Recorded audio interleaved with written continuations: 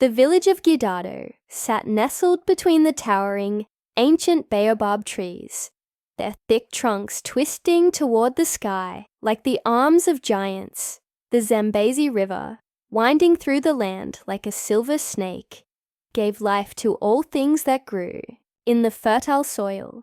The air was thick with the scent of earth and the whispers of the past, for Neanderthal was no ordinary place. Here, the spirits walked among the living, their presence felt in the rustle of leaves, the murmur of the river, and the dance of the firelight at night. The elders often gathered beneath the baobabs, their voices hushed as they spoke the ancient words of the ancestors. It was said that the river gods chose the rulers of Nyandala, and their judgment was never wrong. Adama had heard these stories from her mother when she was young. "You were born into this land, my child," her mother would say, "where the line between the living and the dead is thin. The earth watches, the sky listens, and the river knows your heart." The people believed that every event, whether joyous or sorrowful, was guided by the unseen hands of the spirits. Life was a continuous cycle, and nothing happened without reason. The balance of Nyandala was sacred, and to disturb it was to invite disaster. Adama was born into the powerful Omari family, the pride of Gidado. Yet, even as an infant, she seemed unlike the others. Where her brother, Kato, was strong and healthy, a child destined to follow in the footsteps of their father, Adama was frail. Her skin was pale, her limbs weak, and her cries were faint. "Look at the child," people whispered. "She is not fit to carry the Omari name." Her father, Chief Omari, held her in his arms and smiled. "She is but a child," he said, though the words carried no conviction. In the eyes of the villagers, the prophecy that loomed over her birth felt like a shadow. It was a prophecy spoken by an elder who had wandered into their village, eyes wild with age and wisdom. "This child," he said, pointing a gnarled finger at the newborn Adama, "will either save or destroy the world you know." The chief had laughed, dismissing the elder's words as nothing more than the ramblings of an old man. But Zalika, Adama's stepmother, felt something stir deep inside her. A chill passed over her skin, and her heart beat faster. "The spirits speak through the winds and the elders," Zalika had muttered to herself. "We must listen." But it was a prophecy that would soon be buried under the weight of Adama's perceived weakness, as the villagers chose to believe that only the strong could shape the future. The day the elder spoke those words, the wind had picked up and the skies had darkened. It was as though the very earth had trembled, awaiting the prophecy. But after the elder left, the village had returned to its rhythm. "Do not fear old stories," Chief Omari had said, trying to calm the villagers. "There is no power in a prophecy unless we give it life." Yet, Zalika could not shake the feeling that the prophecy was a seed, planted deep within the soil of their lives. And in time, that seed would sprout. As the years passed, Adama grew quieter, the world around her louder. Kato, her brother, flourished. Strong and brave, he became the pride of the village, the heir to the Omari name. He was everything their father had hoped for, a warrior, a leader. But Adama, she was not like him. "She is weak, like a dried leaf in the wind," Kato would say, his words cutting deeper than any blade. "What use is she to this family?" Adama would often retreat to the edge of the village, to the sacred grove where the baobab stood tall and wise. It was here, among the trees, that she could feel the pulse of the earth beneath her feet. She could sense the life flowing through the ground, the whispers of the wind in her ears, and the warmth of the sun on her skin. Her gift, her connection to the earth, was both a blessing and a curse. She could heal animals with a touch, feel the pulse of the land, and understand the voices of the elements. But these gifts were unseen and unappreciated by those around her. No one believed in her power. "Do you feel it?" she asked once, turning to Kato as they sat by the river. "The land is sick. The earth needs us to listen." Kato scoffed. "You speak of nonsense, Adama. Leave the talking to the men and women of worth." And so, Adama remained in the shadows of her brother's greatness, her voice drowned out by the roaring laughter and pride of those who could not see what she had within her. One year, a great drought swept over the land. The skies turned dry and empty, the crops withered, and the river's waters receded, leaving only cracked earth behind. The people of Gidado grew desperate. In the center of the village, the elders gathered beneath the baobabs, their faces grim. With worry, Chief Omari, his once proud form, now hunched with age, spoke in low tones. "The river gods are angry," he said. "We must offer a sacrifice to appease them. A pure maiden, a girl of our village, must be given to the river to restore the waters." The villagers murmured in agreement, for the sacrifice was an old and respected tradition. It was said that only through such offerings could the river be appeased. Adama, standing at the edge of the circle, could feel her heart pounding in her chest. She knew that she had to speak. With trembling hands, Adama stepped forward, her voice breaking the silence. "No," she said, her words shaking the air. "There is another way. The river does not demand blood. It asks for harmony. We must listen to the land, not take from it. If we give our hearts to the earth, it will heal us." Her words hung in the air, but they were met with silence.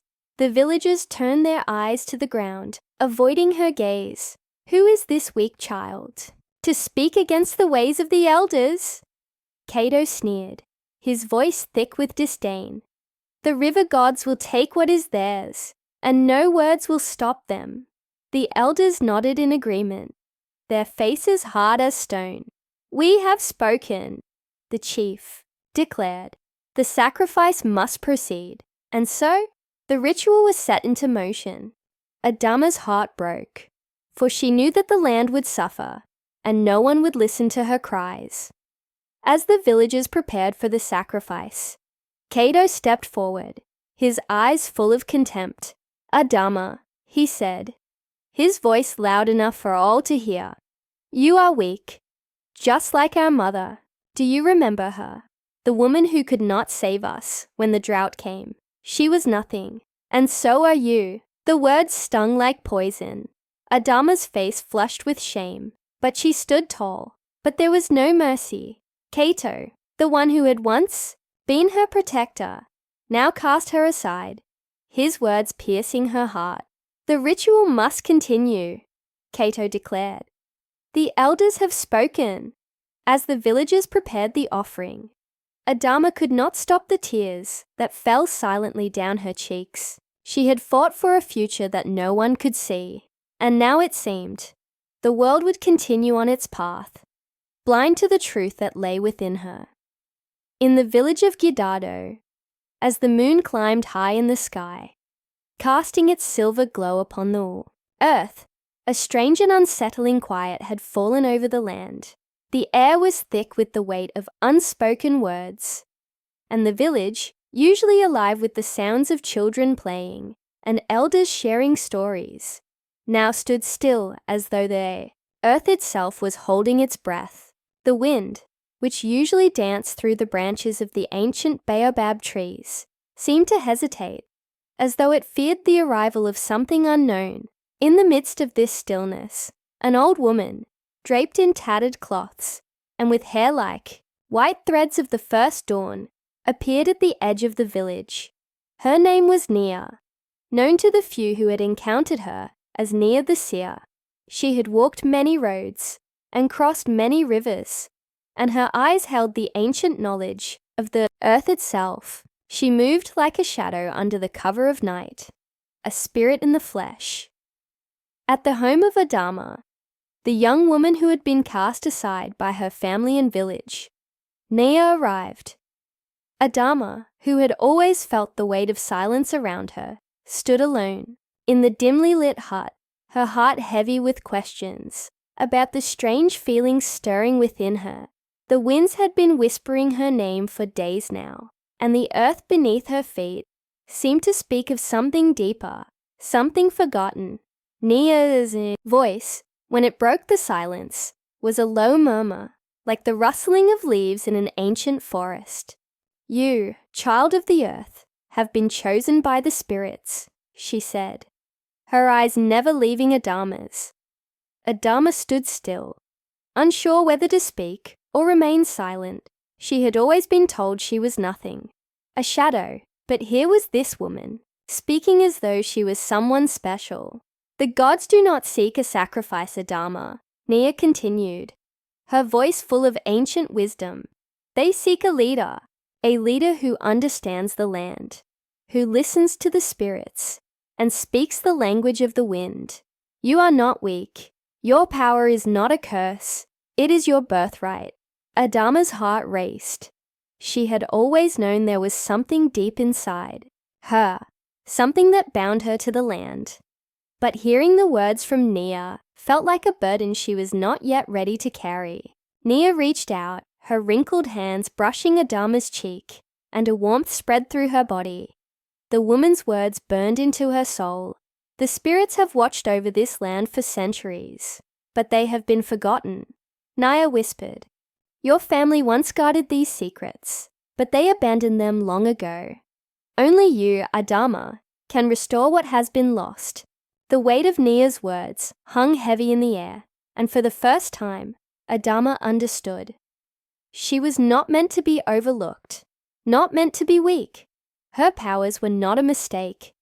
They were a responsibility, a calling from the very earth that had given her life. As the days passed, the drought continued to wither the crops, and the once mighty Zambezi River, which had been the lifeblood of Gidado, shrank and stilled. The village grew restless, and whispers of discontent spread like fire through dry grass. Kato, the eldest son of Chief Omari, had once stood as the unchallenged heir to his father's leadership, but now the villagers looked to him with uncertainty. His strength, once admired, no longer seemed enough to save the village from the land's wrath. Kato stood at the center of the village one evening, his chest puffed out in defiance as the villagers gathered around him. His jaw was clenched, and his eyes burned with an intensity that frightened those who dared meet his gaze. But beneath the surface, there was a deep fear, a fear that he would lose the throne to his younger sister, Adama. Despite being dismissed as weak and fragile by their father and the elders, had begun to do what Kato could not. She had healed the sick, brought peace to troubled hearts, and soothed the restless spirits of the land. She spoke to the river gods, calling for their mercy, and in a way that no one understood, the land responded to her. Kato could feel his power slipping away, like sand through his fingers. He could not stand to watch his sister rise, while he began to fall. Late one night, under the cover of darkness, Kato sought the help of Zalika, his mother's rival, and together they began to plot. Zalika, who had long held a deep hatred for Adama, saw an opportunity to rid the village of the girl's growing influence. She whispered poison into Kato's ear, telling him that Adama's powers were unnatural, that she was a threat to everything they had built. In her eyes, Adama was a weakling who must be destroyed. Kill her now, before she takes everything from you, Zalika urged, her voice thick with greed and fear. Kato's heart pounded as the seeds of jealousy and ambition took root in his chest. He knew what had to be done. Adama had to be eliminated before her power grew too strong. One evening, a young child from the village fell gravely ill. Despite the best efforts of the village healers, the child's condition worsened, and the people began to lose hope. It was then that Adama stepped forward, her heart full of compassion. She had never openly used her gifts, fearing the elders' wrath. But this was different. She couldn't stand by and watch the child suffer. With trembling hands, she placed her palms on the child's forehead, and a warmth spread through the small body.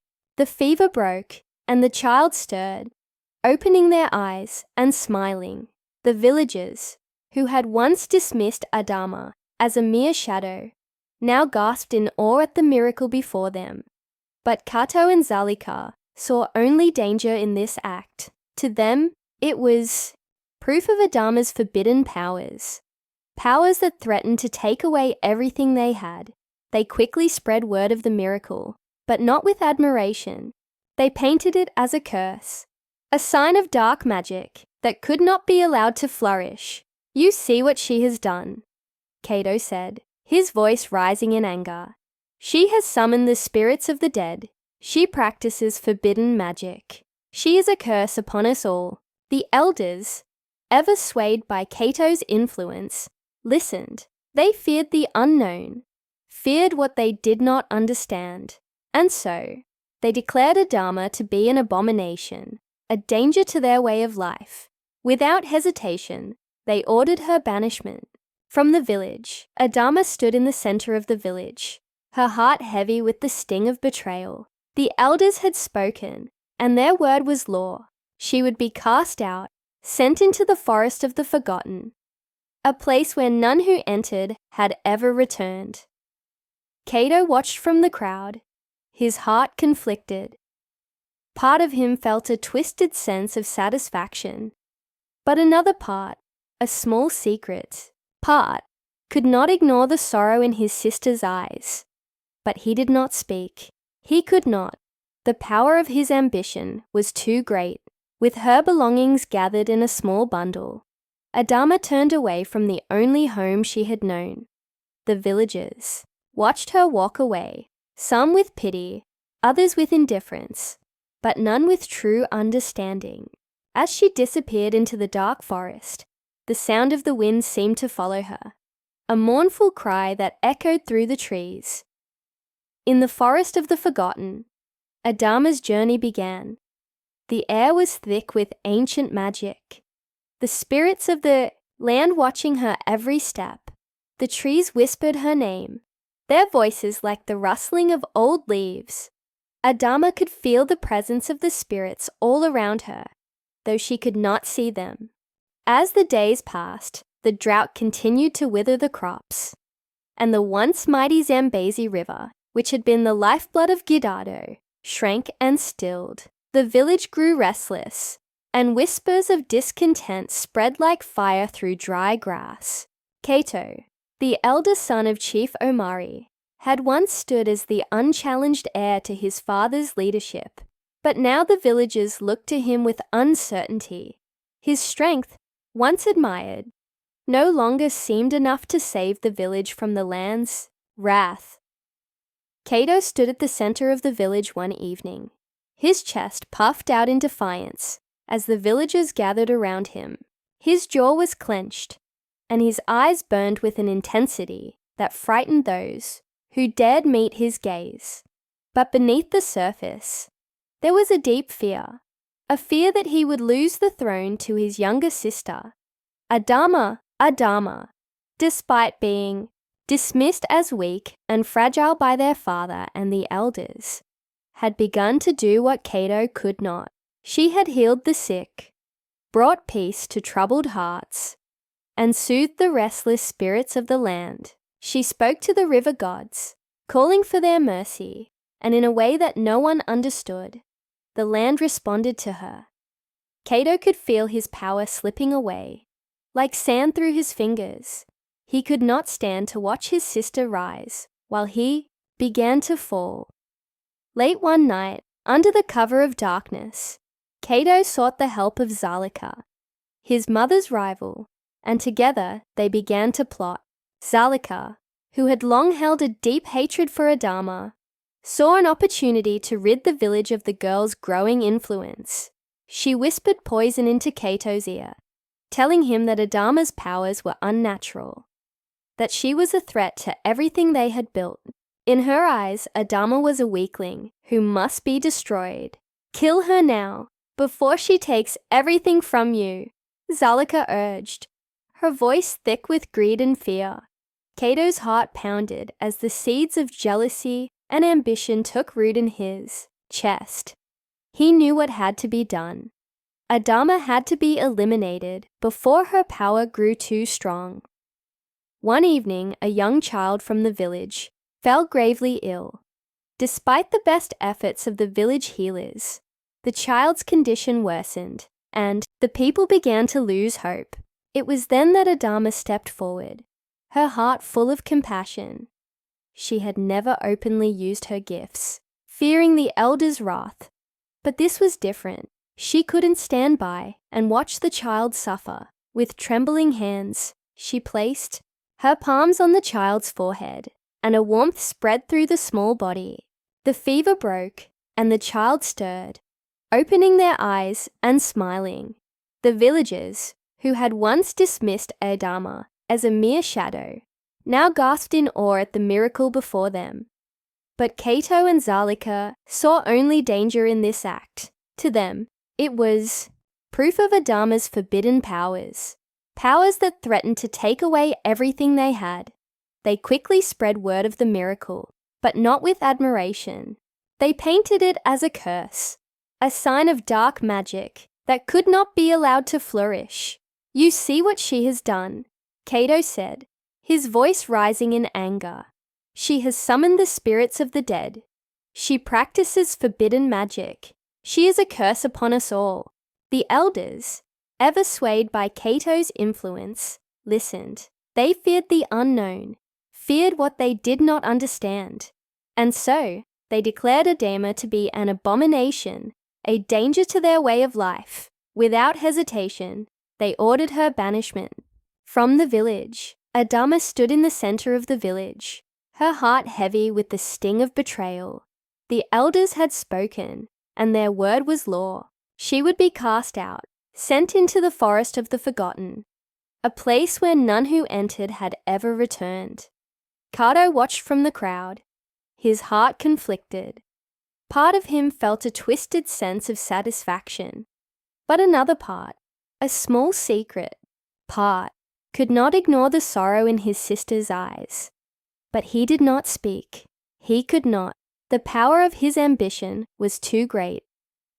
With her belongings gathered in a small bundle, Adama turned away from the only home she had known. The villagers watched her walk away, some with pity, others with indifference, but none with true understanding. As she disappeared into the dark forest, the sound of the wind seemed to follow her, a mournful cry that echoed through the trees. In the forest of the forgotten, Adama's journey began. The air was thick with ancient magic. The spirits of the Dose land watching her every step. The trees whispered her name, their voices like the rustling of old leaves. Adama could feel the presence of the spirits all around her, though she could not see them. His fists clench, the veins in his neck bulge with anger. He stands and slams his hand on the arm of his chair. "Do not let her speak again!" Kato roars. His guards move quickly, drawing their weapons. They surround Adama, their eyes cold, their hearts loyal to a tyrant. But Adama does not flinch. Her gaze never leaves Kato's, her body poised as though she is ready to embrace the storm. Then, as the soldiers advance on her, something strange happens. The ground beneath them shudders. The trees, twisted and gnarled, seem to groan in unison. Lightning crackles overhead. The earth itself begins to stir, awakening at Adama's call. Adama's hand rises slowly, fingers curling like the roots of an ancient tree. The wind begins to howl, the trees shake, and the villagers gasp in fear and awe. The soldiers freeze, their faces pale with terror. Nature is fighting back. The storm rages above them. The sky turns black, as if the heavens themselves are in turmoil. The winds scream, and the earth groans beneath their feet. The villagers cower, but Adama stands firm. Her voice rises above the chaos, clear and filled with the power of truth. Zalika, she calls, her voice cutting through the storm. You poisoned my mother. A gasp ripples through the crowd. The storm seems to pause, the air thick with disbelief. Zalika stands frozen, her face pale, her eyes wide with fear. Adama's words pierce through the darkness. You poisoned her, seeking to seize power for yourself. You thought you could destroy me and take my place. But you were wrong. The wind howls louder, as if the earth itself is crying out for justice. Adama turns her gaze to Kato. And you, Kato, knew. You knew what she did, and you did nothing. Your fear of losing power was greater than your loyalty to family. You have sold your soul for control. The villagers turn their eyes on Kato and Zalika. The anger in their hearts begins to rise, fueled by the truth. The bond that once tied them to Kato begins to unravel.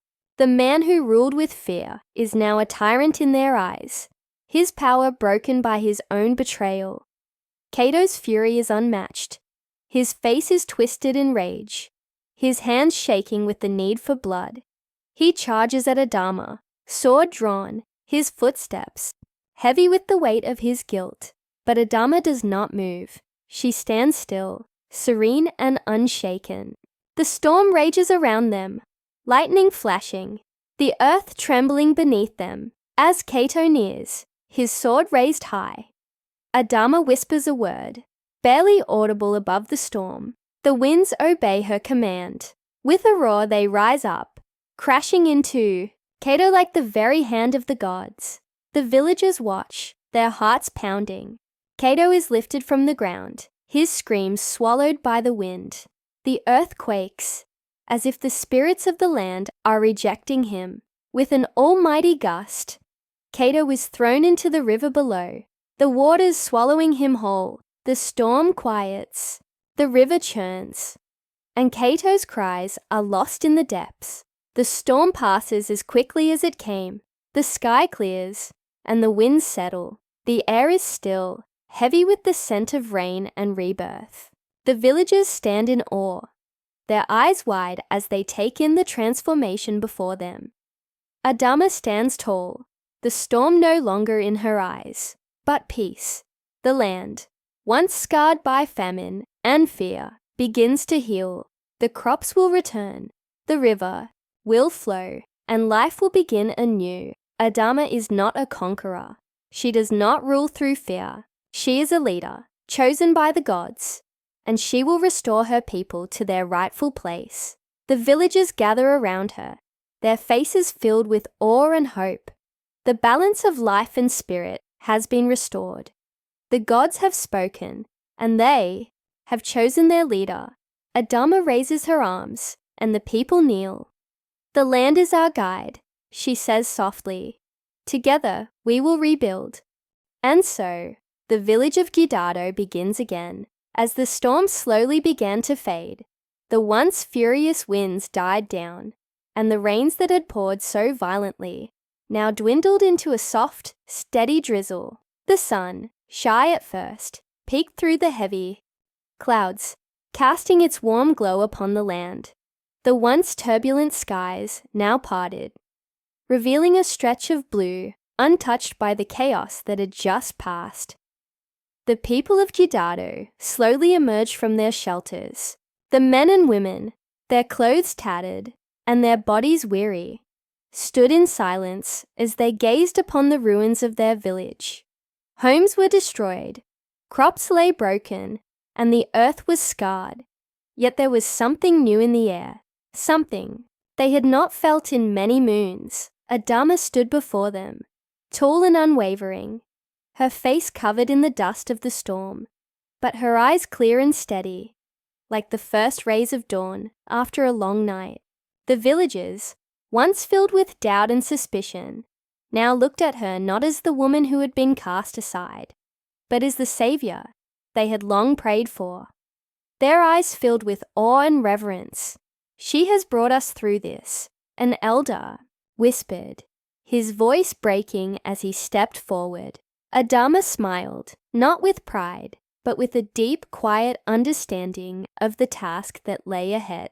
The storm had washed away not just their homes, but also their fears and their division. In its wake, there was a chance for rebirth, a chance to start anew. One by one, the villagers knelt before her, not out of servitude, but in gratitude, their hands pressed to the earth, as if touching the very land that had been healed by the passing of the storm. The people of Gidado had been born again in the aftermath of the storm.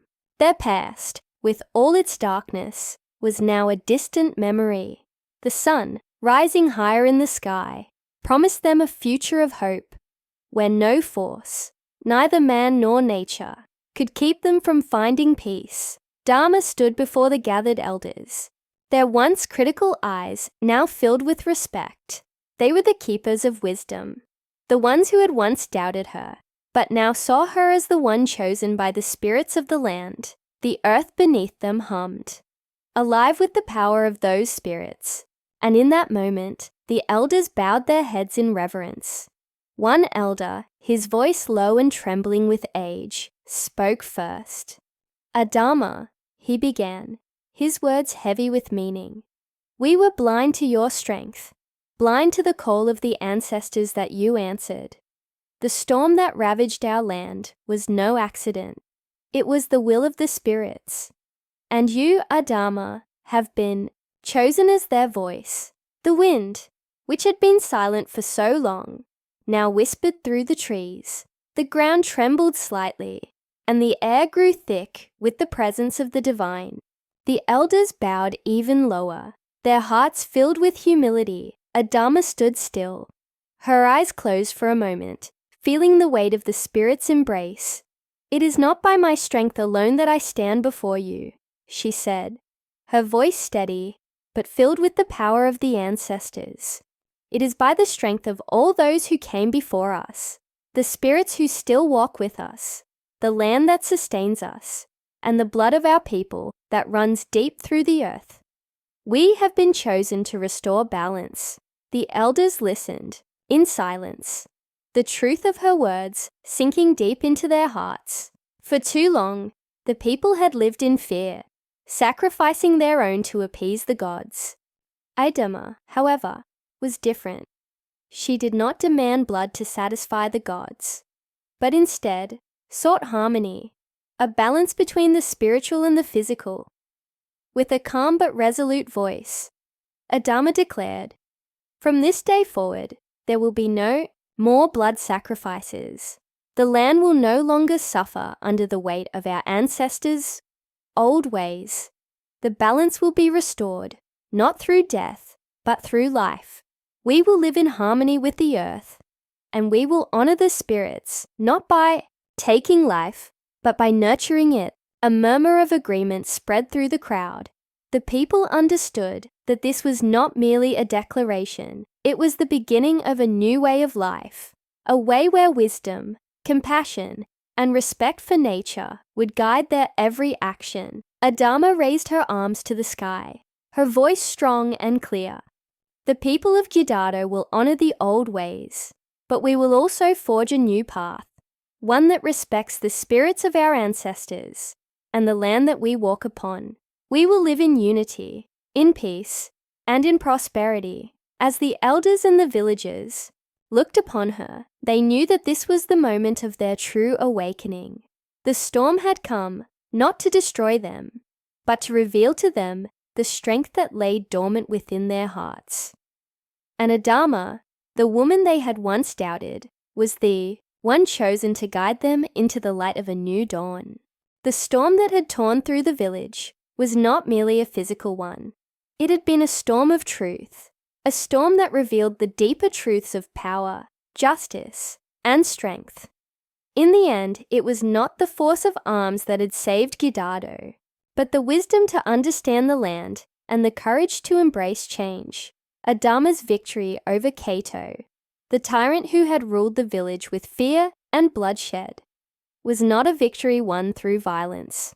It was a victory won through the understanding of her place in the world. The knowledge that true strength comes from within. It was the strength to endure, to stand firm against oppression, and to resist the temptation to take the easy path of revenge. She had not fought Kato with weapons, but with her calm demeanor, her unwavering belief in justice, and her deep connection to the land. In her silence, she had shown the true power of the earth, the true power of the ancestors. The villagers, now free from Kato's oppressive rule, understood that strength did not lie in sharp swords or loud voices. It lay in the ability to remain steadfast in the face of adversity, to resist the forces of tyranny, and to stand tall in the name of justice. It was a lesson they would carry with them for the rest of their lives, a lesson that would guide them through every storm, both physical and spiritual. The villagers of Gidado began to rebuild their homes, but not out of desperation. They rebuilt with a sense of purpose, their hearts filled with a renewed sense of hope. They worked together, side by side, knowing that their unity was the key to restoring the land to its former glory. The rains, which had once fallen in anger, now fell with purpose. The earth, once barren, now teemed with life. Crops sprouted from the ground, and the animals returned to the forests. The balance between the physical and spiritual realms had been restored, and the land sang with joy.